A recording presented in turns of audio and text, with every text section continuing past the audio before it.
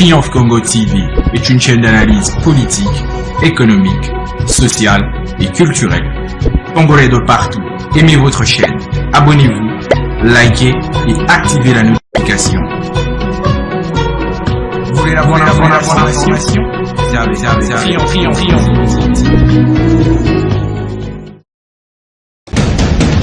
La République démocratique du Congo, c'est le plus grand pays d'Afrique centrale. Un territoire équivalent à plus de 4 fois celui de la France métropolitaine. C'est parti pour un nouveau numéro d'Écrit Info Kilashi Komambo. Aimables téléspectateurs, bonjour, bonsoir, ça dépend de l'heure à laquelle vous allez nous suivre dans ces énièmes numéros que vous avez l'habitude de suivre tous les jours sur Triomphe Congo Télévision. Aujourd'hui, nous sommes très contents de vous servir encore comme d'habitude, comme j'ai l'habitude de vous dire que nous sommes là pour vous faire vivre des actualités qui se déroulent ici en République démocratique du Congo. Aujourd'hui, nous allons parler de la sécurité. Alors, nous avons reçu des messages un peu partout, les gens qui nous écrivent que non, quand vous présentez l'émission de la sécurité qui concerne votre pays, vous rigolez sur le plateau et moi je me pose des questions, pourquoi pas? S'il y a un problème de la sécurité qui concerne notre pays, la République démocratique du Congo, nous pouvons venir ici sur le plateau pour renfrogner les visages, pour être, je ne sais pas, en colère envers nos téléspectateurs. Mais nous sommes toujours là pour vous servir. Alors aujourd'hui, comme je viens de vous le dire, nous allons parler de la sécurité ici en République démocratique du Congo. Nous allons partir dans la province du Maniema, plus précisément dans le territoire de Lubutu, où il y avait des affrontements entre des groupes armés, des groupes Wazalendo, qui se sont affrontés depuis la semaine dernière. Alors le ministre de l'Intérieur, M. Taïlo Loamo Selemani, vient nous expliquer qu'est-ce qui s'est passé la semaine dernière, qu'est-ce qu'il y a eu, qu'est-ce qui était à la base des affrontements entre des groupes armés. Il y a un groupe qui est dirigé par M. Mando, communément appelé un groupe de Simba. C'est un groupe qui a commencé il y a plus de 20 ans, un groupe d'armées qui existe dans la province du Maniema. Alors, aimables téléspectateurs, avant de continuer avec cette nouvelle qui nous provient de la province du Maniema, comme d'habitude, je vous demande de vous abonner très massivement sur votre chaîne Triomphe Congo Télévision. Nous sommes une chaîne en ligne, nous sommes sur tous les réseaux sociaux, toutes les plateformes, vous allez nous retrouver là-bas. Allez-y sur TikTok, nous sommes là. Allez-y sur Instagram, sur la page Facebook, sur X, sur l'adresse @CongoTriomphe. Allez-y là-bas, likez nos vidéos, partagez nos vidéos à plus grande échelle pour nous permettre aussi à d'autres personnes, à d'autres Congolais qui vivent en dehors de notre pays, que ces Congolais-là puissent commencer à vivre toutes les actualités qui se déroulent ici en République démocratique du Congo. Laissez aussi les messages, comme j'ai l'habitude de vous dire, laissez les messages, des critiques, des suggestions qui pourront toujours nous aider à modifier certaines histoires pour bien nous permettre à bien vous servir et surtout vous donner des bonnes informations qui se déroulent ici en République démocratique du Congo. Comme je viens de vous le dire, aimables téléspectateurs, nous allons descendre dans la province du Maniema, dans les territoires de Lubutu, où il y avait des affrontements entre des groupes armés, communément appelés des groupes Wazalendo. Alors, le ministre de l'Intérieur, monsieur Taïlo Loamo, vient ici nous expliquer ce qui s'est passé, des conséquences, des dégâts et aussi des mesures prises par le gouvernement provincial par rapport à ce qui s'est passé la semaine dernière. Alors, aimables téléspectateurs, je vous invite cette fois-ci de suivre l'entretien que le ministre de l'Intérieur, Affaires coutumières et relations avec la société civile de la province du Maniema, M. Taylor Loamo Selemani, il a accordé l'entretien à votre rédaction de Triomphe Congo Télévision. Alors, je vous prie de suivre cet entretien et nous allons nous retrouver tout juste après. Maître Loamo Selemani Taylor, bonjour. Bonjour. Monsieur le ministre, qu'est-ce qui s'est passé concrètement dans le territoire de Lubutu il y a quelques jours où nous apprenons qu'il y a eu des affrontements entre les officiers de deux groupes armés? Qu'est-ce qui s'est passé? Quelle est la vérité? Oui, justement, il y a eu un malentendu entre les deux leaders, Wazalendo, s'il faut les appeler ainsi. C'est devenu un nom commun. Oui, les noms communs, il faut les appeler ici. Mais sinon, s'il faut les spécifier, il y a M. Mando, qui est chef de Simba. C'est un mouvement qui date de plusieurs années. C'est un mouvement qui a fait longtemps. C'est un mouvement qui vit toujours dans les maquis, dans la forêt des Lubuntu, contre M. Bokouyi. Bokouyi, c'était l'ancien compagnon de M. Mando. C'est Mando qui est presque le chef de ce coin-là. Alors, à cause de leurs intérêts privés, à un certain moment, ils ont décidé de se séparer. Alors, un malentendu était né entre M. Mando et son ancien compagnon Bokouyi. À cause, bon, d'abord, c'était le conflit de leadership. Au départ, ils étaient dans le même mouvement Simba. C'était un mouvement ancien, de plus de 30 ans. C'est un mouvement qui vit toujours dans les maquis, dans la forêt du nord du Maniema, particulièrement dans le territoire des Lubuntu. Alors, en cette période où on attendait qu'ils puissent servir aux côtés des FARDC contre les agresseurs, bon, ils se sont décidés de s'affronter entre eux. Voilà ce qui a créé beaucoup de panique. Il y a eu la paralysie des activités, des déplacements des populations.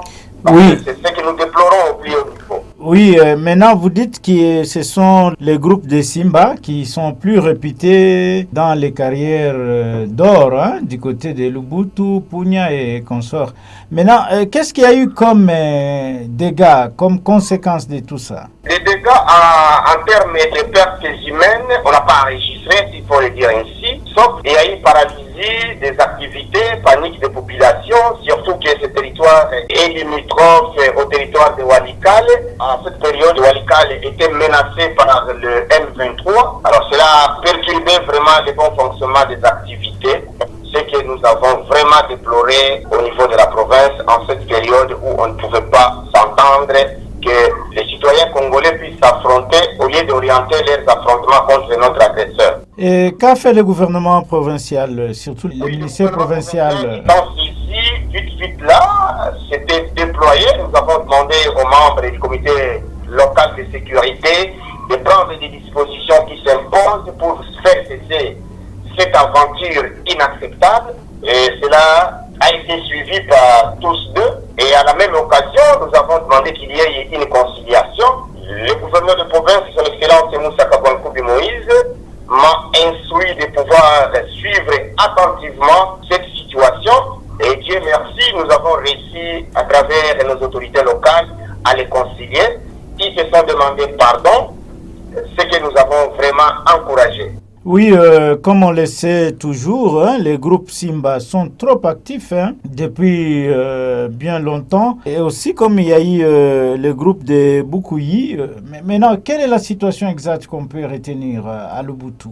Comme vous le disiez là, la province de Maniema enregistre plus de 23 groupes armés qui sont sur terrain ici. C'est un problème sérieux de sécurité, surtout qu'eux-mêmes ils se lancent à des activités de recrutement en agrandissant leur rang, alors que les moyens de survie posent problème.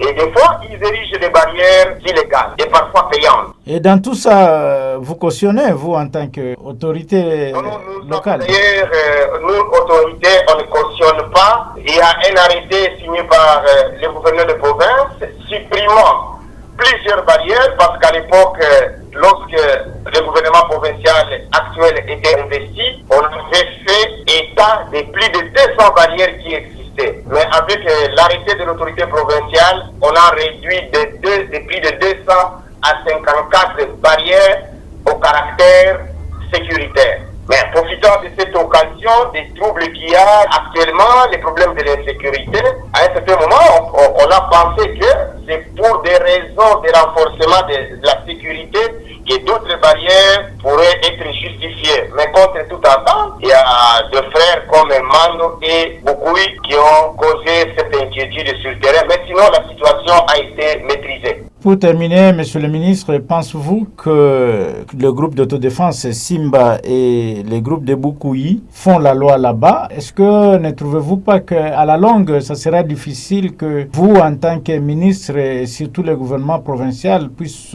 avoir un bras de fer avec ces gens-là qui continuent à semer panique et désolation entre la population?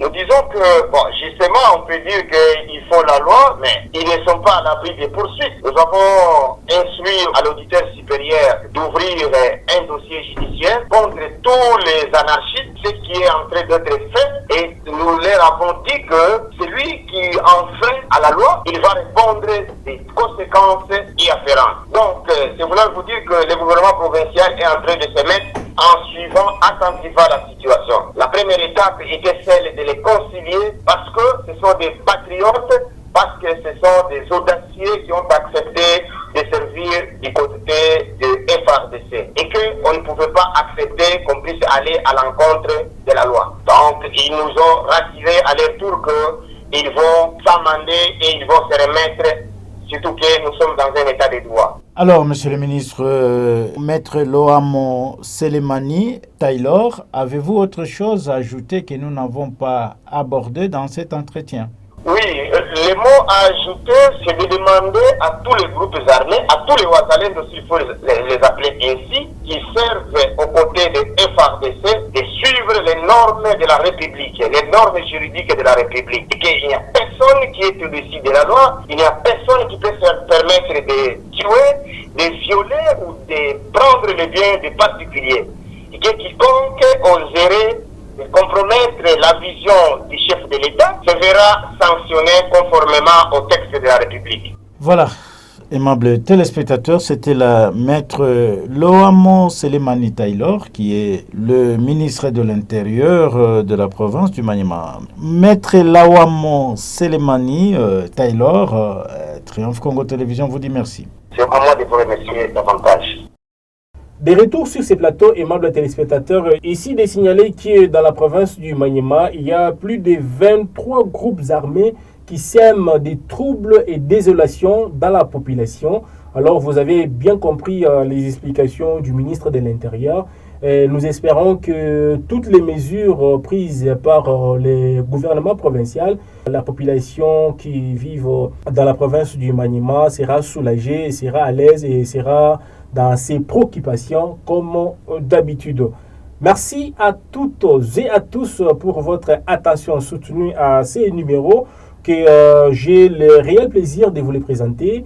Merci à tous nos compatriotes qui nous suivent dans la province du Maniema, partout en République démocratique du Congo, même les Congolais qui nous suivent en France, à Paris, à Marseille. Je vous dis merci de vos messages que vous nous envoyez à tout moment. Je vous retrouve très prochainement, ça sera avec un autre sujet d'actualité, toujours ici sur Triomphe Congo Télévision. À très bientôt. Triomphe Congo TV est une chaîne d'analyse politique, économique, sociale et culturelle.